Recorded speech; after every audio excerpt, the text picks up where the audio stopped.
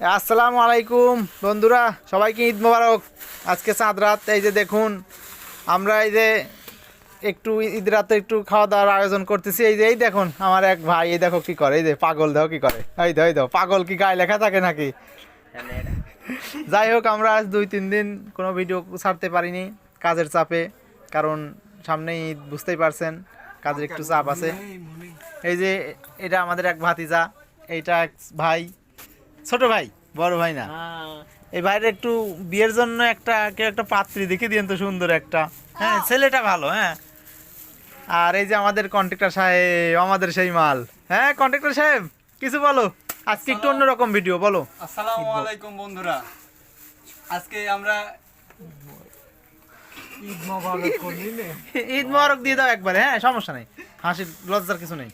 হ্যাঁ বন্ধুরা, ঈদ মোবারক, সবাইকে জানাই পবিত্র আসসালামু আলাইকুম কাকা। পবিত্র আসসালামু আলাইকুম কাকা বলে। তো আমি যেন কোথায় ছিলাম? হ্যাঁ, ঈদ মোবারকে ছিলে। ঈদ মোবারক।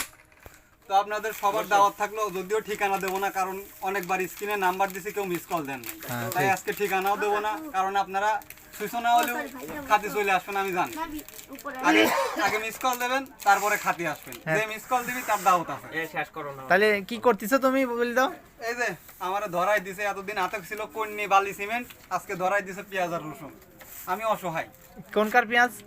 এটা সম্ভবত রাশিয়ান, কারণ ফিগারটা দেখতে বেশ ভালোই, জিরো মাইন্ডের। আর রসুনটা আমার।